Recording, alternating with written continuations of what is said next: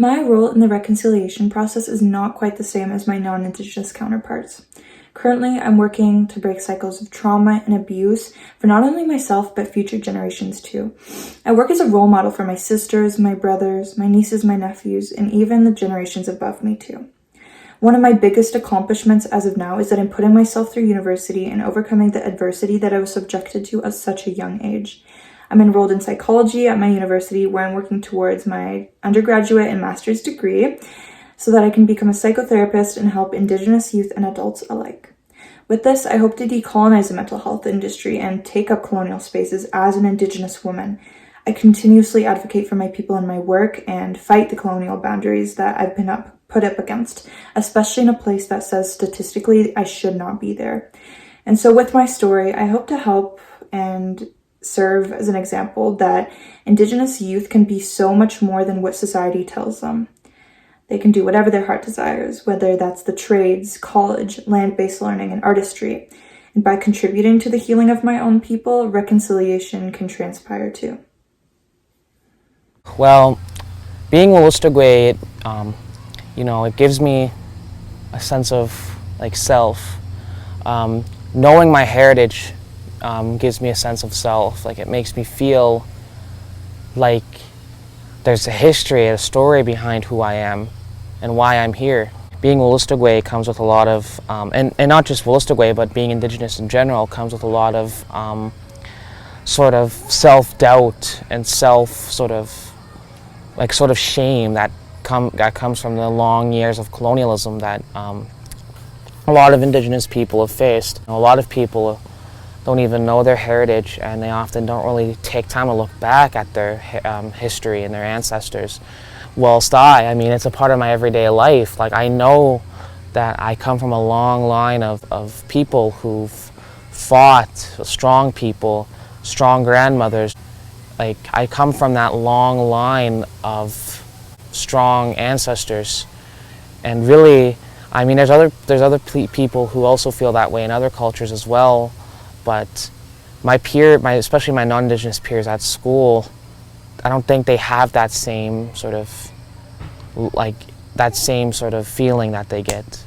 And even if you're of an Indigenous descent and you don't really think about it very much, deep down that it feels different to be Indigenous. You are essentially different. Yeah, one teaching that I learned as growing up is smudging.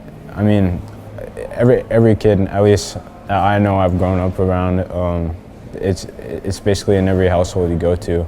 Smudging is just a way to cleanse yourself and just get positive energy. That's the thing you want to go to if you're ever feeling down or you got very bad energy. It's just a common thing us Maliseet or Indigenous people do to help us. Anyone sharing their story is obviously important, especially if you feel like you don't want to share your story.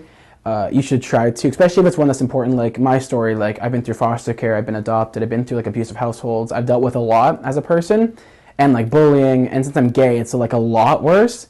But I feel like if I talk to people who are also gay, or people who are also biracial or different cultures, saying your story to someone that is like you helps them relate and might help them open up about their story. It's just a really kind of educational way to make friends or let people know they're not the only ones out there dealing with what they're dealing with. And it's kind of a community. You can make friends who kind of deal with what you deal with, and it's you have an instant connection. Obviously, it's not too positive, but it's still talking about it's better than leaving it inside your mind the whole time. I feel that the value of sharing our own stories is that our experiences can sometimes help other people through difficult times, and sharing our experiences can help relieve pressure from our lives as well. When other people share their personal stories, I feel enlightened and that my perspective is expanded. I feel very honored as well, as they trust me to be vulnerable, and especially it depends on the story. I talk a lot with my mom, and she'll talk about when she was my age, so I can learn from her mistakes, I guess, so to say. So I think that's really valuable. I think traditional story is very important in my life because it is how knowledge transfer occurs in my culture. Traditional storytelling gives me the teaching and skills I need to live my life in a good way, and it connects me to my ancestors. It also gives me stories and knowledge that I can transfer and share with my children and their children. When another person shares their personal stories with me, it makes me feel connected to them, and it shows the 7 grandfather teachings: wisdom, love, respect, bravery, honesty, humility, and truth. It builds trust and respect between me and that person, and it always inspires me. When other people share their personal stories with me, it can be really about any topic. I feel like we have a deeper connection and I get to know them better, and it also makes me feel like I can share my personal stories with them, and it makes me feel more comfortable like in that aspect. Well, I creatively express myself through multiple ways, through the way I dress, the makeup I do, my hair, even my art style that I do through cosplay, digital art, fine arts.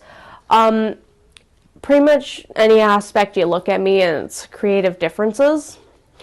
And it's very important because no snowflake's the same, and in a storm, even though you can't really see the snowflakes, they're all different in their own way.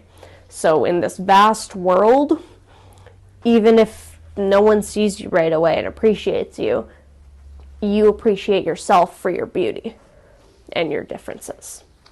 I creatively express myself through art. This includes dancing, singing, drawing, painting, videos, pictures. There really isn't one certain way I express myself. It flows and changes depending on how I'm feeling. It is important for me to be able to express myself because oftentimes Indigenous youth don't have a platform or a safe place to truly indulge into their identity and express themselves. It is so important to feel your emotions and speak your truth, and creativity plays a big role in that. Ever since I was a kid, I would draw or do origami because, like, kids now, they have, like, phones, they have iPads, they have all that stuff. Like, when I was a kid, I didn't have a phone until this year when I was 19.